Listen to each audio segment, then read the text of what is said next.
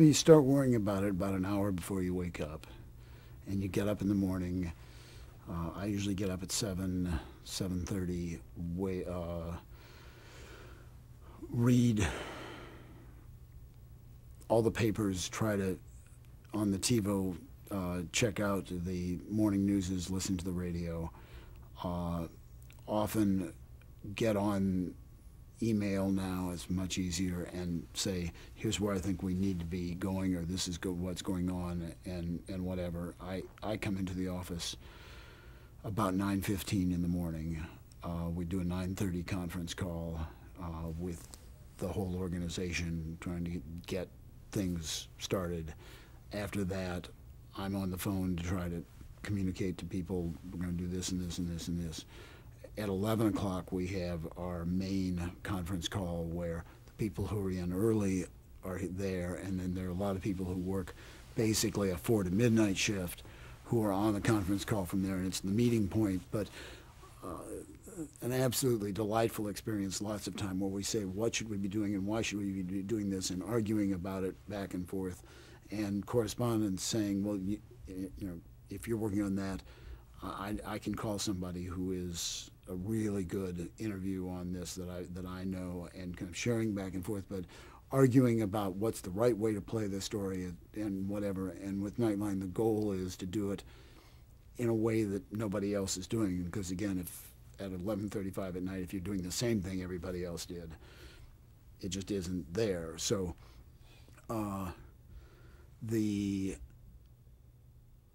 that is kind of a center of the day, and coming out of that, we know what we're going to do. We know what the orders are. People have their direction, and they're at this point, particularly with people as seniors, they know their jobs, and they go off and do them, and they do them really well. And the goal has been, with time, to be able to do Ted's part of the broadcast, either ideally to be finished by 7:30. Our studio crew goes to eats dinner from 11:30 from 7:30 to 8:30, or to do it right at 8:30. But the goal is to be able to give Ted a life, that after 25 years of doing this and being live for the first 12 years, every night at 11:35. Part of the reason why Ted wasn't going to be in this job for very long is he just, that's too much time away from home, away from family, etc. in the course of that. And the initial notion of Nightline was, do you realize that we can, I mean, the code line for it was bringing people together who are worlds apart, and do you realize we can link up people from all around the world by satellite live and talk to each other?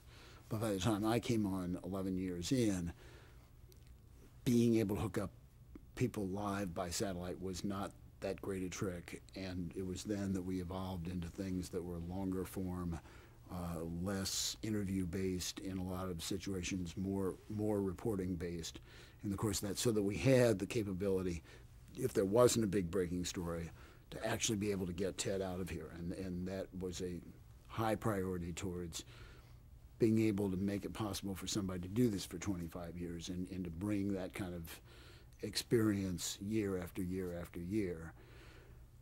And at whatever time we finish that, in some ways it becomes more difficult, because then you've got bits and pieces, and the rest has to be threading pieces together and having it ready at 11:30 at night, and at 12:15 at night we walk out of here.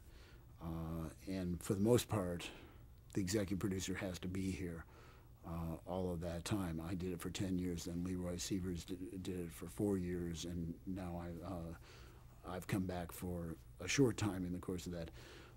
But you really have to work that kind of a day. There's a continuity to the whole thing. And yes, you could stay at home in the morning, but you'd have to take the 9:30 conference call, and you'd have to take the 11 o'clock conference call, and then come in at noon. And that's not having time to yourself anyway. So that's just the way it works. And if you're going to program to 4 million people a night.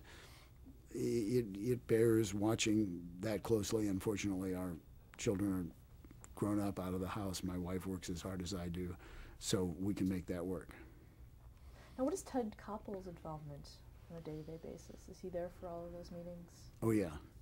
Well, he doesn't have to be here generally.